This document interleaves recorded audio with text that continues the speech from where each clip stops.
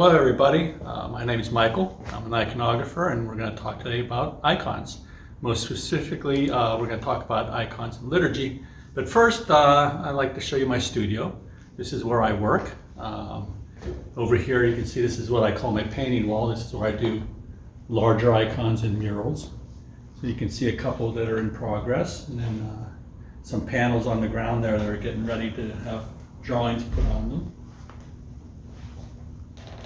And then over here is where I sit to do smaller icons. There's one in progress here of the Belief of Thomas for St. Thomas Sunday. And you can see all my paints and brushes. This is where I sit most of the time and work. And then actually over there is an icon of St. John the Baptist that is being painted by my apprentice. Someone in the studio is learning how to paint icons and assists me on my work. And it's wonderful. I don't know if you can see it from here, but my church is only about 2 blocks from here, and I get to see it out of my window every day. So we're going to start off, we're going to go in my office. That's where my icon corner is, and we'll start talking about icons. Come on in. So this is my office. This is where I come to do research, and it's also, as you can see behind me, this is my prayer corner. A little bigger than most people have, but that's part of being an iconographer. I just keep collecting icons. So this is where I come every morning to say my prayers. And so I thought it would be a good space to start talking about icons. Probably the first thing we should talk about is just a general description of what is an icon. And probably the simplest way to say it is that an icon is simply a painted, carved, or mosaic image of Christ. It can also be of his mother, the Theotokos, the angelic order, all the heavenly host, and as you can see all around him, all the saints. An icon can also be an image of a feast day like this, or the one of St. Thomas Sunday that you saw up front, and can also depict the parables. So that's very basic what an icon is. But to get deeper, we need to discuss what an icon is on a level other than just the surface. So when I go to lectures and I talk to people and ask, what do you think an icon is? You get a lot of the standard answers. A big one is it's a window into heaven.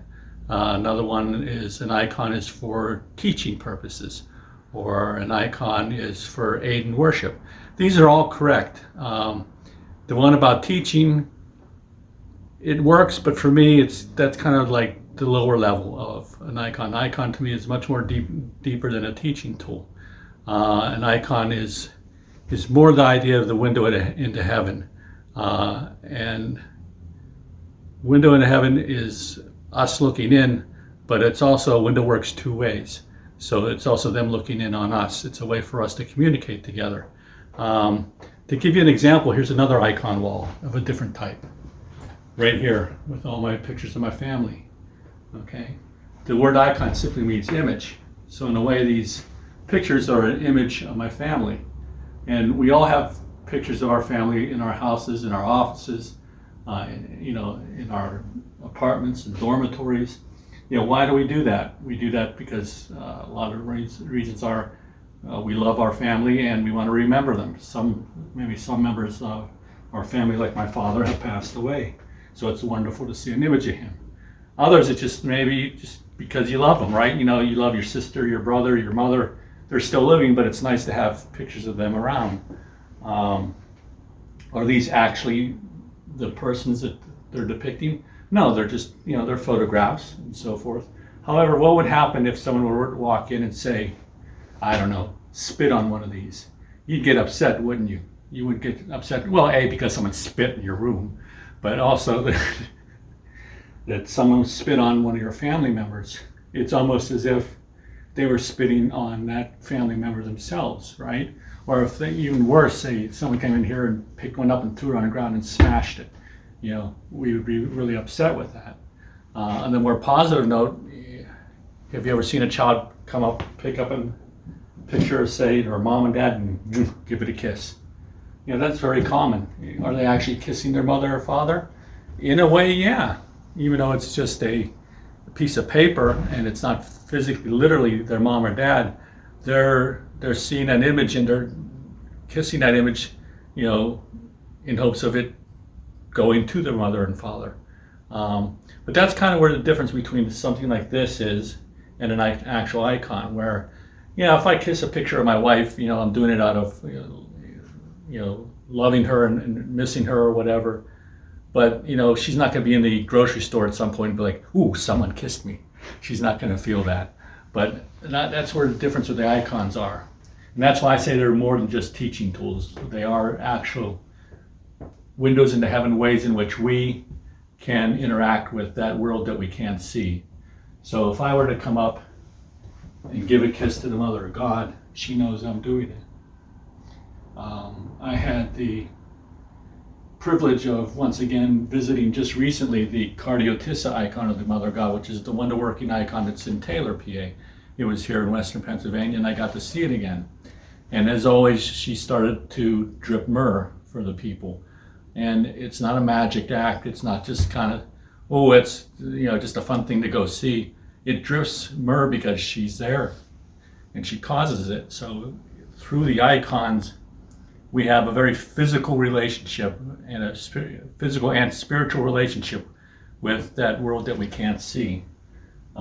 So when you stand before an icon, yeah, it can teach you something, and it can help you in worship, but the way it helps you in worship is that you're standing in front of your father and your mother and your brothers and your sisters.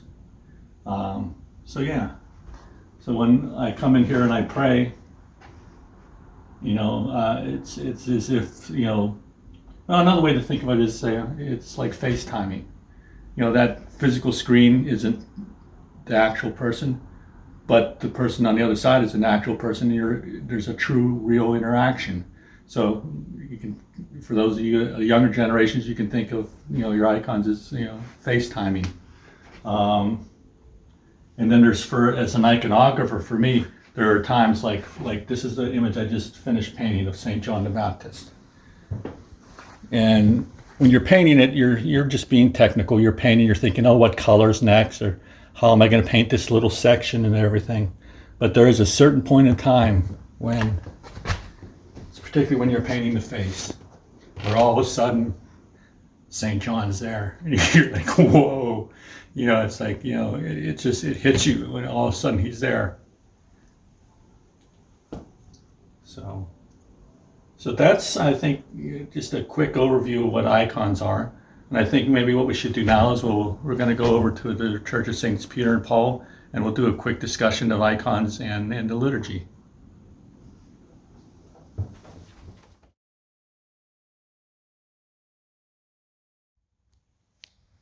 Welcome to St. Peter and Paul in Carnegie. So we're in the parish itself now, and as you can see, we're surrounded by icons.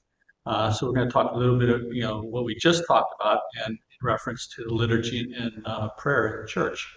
So as you can see, our walls here are filled with icons, mostly the saints.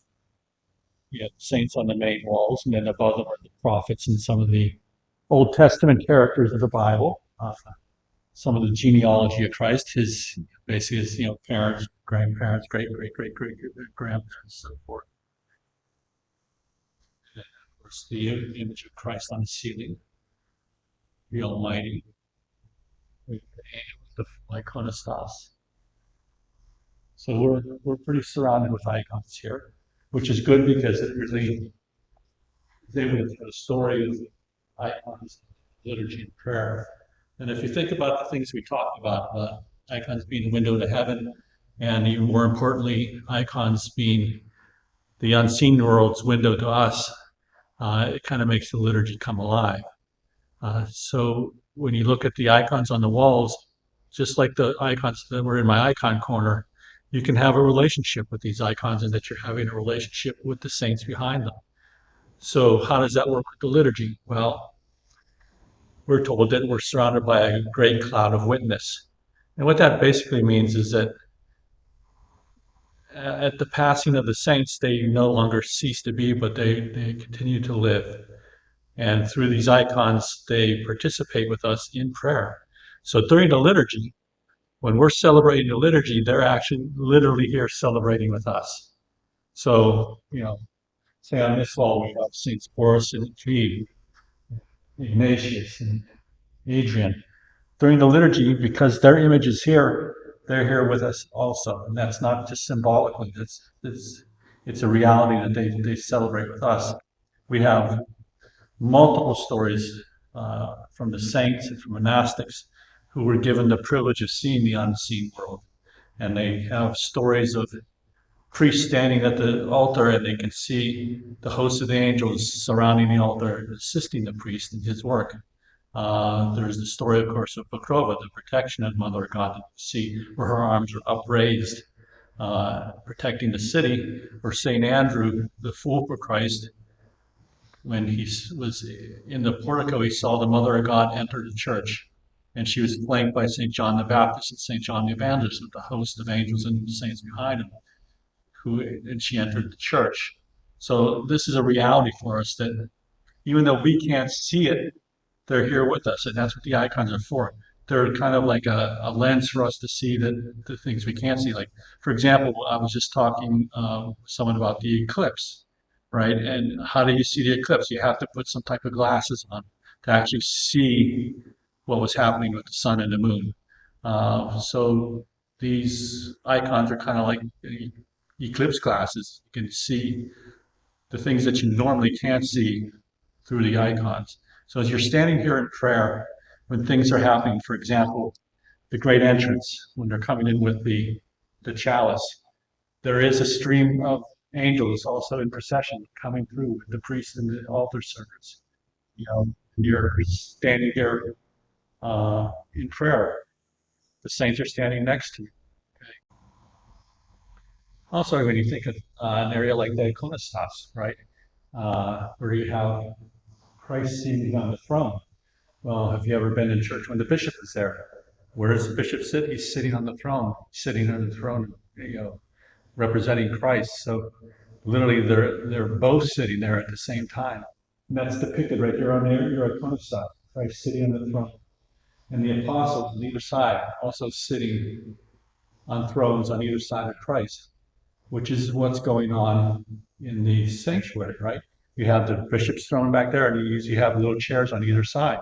But normally there's no one sitting there, right? It's usually just your priest and maybe a couple altar servers.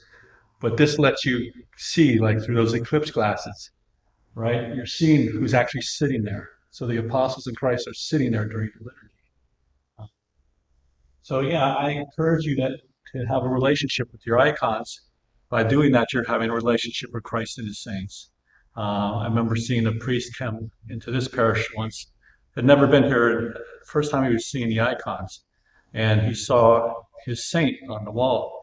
Immediately went over and kissed his foot. And it was a way of him saying, hey, hi, nice to see you here. Thanks for being here. So this is something I encourage you all to do. Just don't look at them as just, pretty artwork on the walls that's, making the space look nicer, but that it's a tool for you to use to delve deeper into your spiritual life. So thanks for being with me, and hopefully we'll meet again.